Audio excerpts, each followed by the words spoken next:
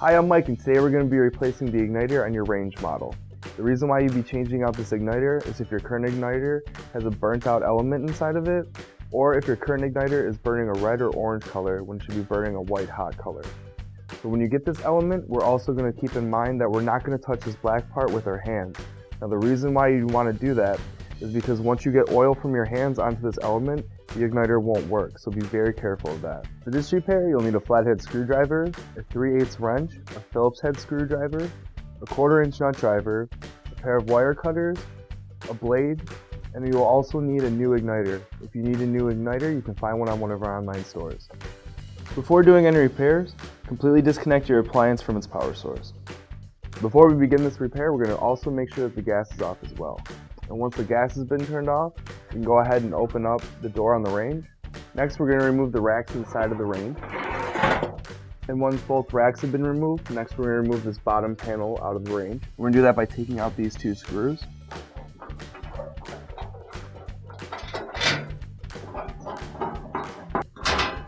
We're going to lift up on the bottom of the range, slide it up, and slide it out.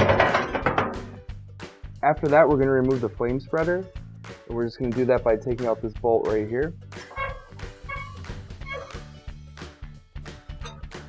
So the igniter is going to be located right here, and we're going to have to disconnect the wires that are connected to the igniter. So we're going to do that by first pushing out the bottom drawer. This will allow us to gain access to this metal frame right here. And using a Phillips head screwdriver, we're going to take out that screw and remove that frame. I'm just going to slide this metal frame across the wire. And next we're going to have to detach the wire clip. So we're going to do that by just pressing down on this tab and pulling the clip out. In order to take out the rest of the wiring connected to the igniter, we're going to first take the igniter off of this metal frame.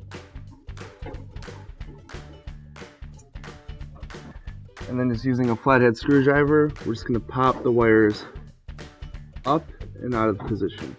So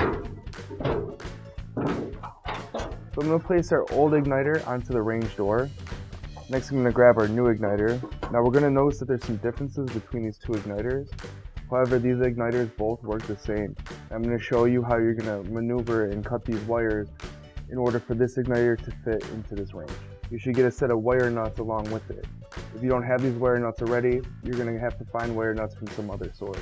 So using a pair of wire cutters, we're going to cut this wire off of the old igniter.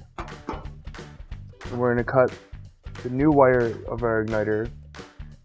We're just going to make sure that we leave enough so that we can plug it back into the range. So once the wires have both been cut, next we're going to strip the ends of the wires.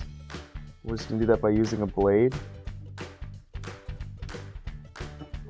Once both those wires have been stripped, we're going to take both wires and we're going to twist them together.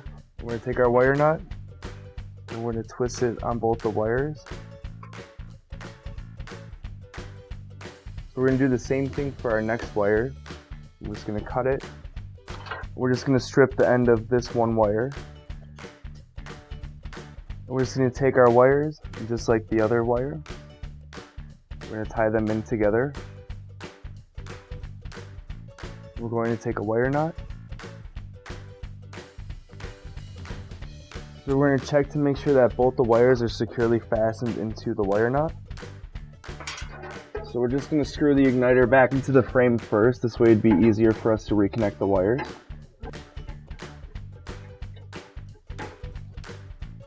So next we're going to reattach our wires that we took out previously. So once both those wires have been reattached, we're going to take this wire harness and put it through the metal frame that we took out previously. I'm just going to take the wire harness, we're going to clip it back in. Next we're just going to screw this metal frame back in.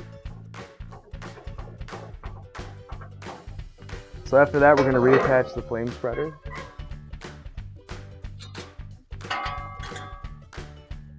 Once the flame spreader has been put back on, we're going to reattach this bottom panel that we took out previously.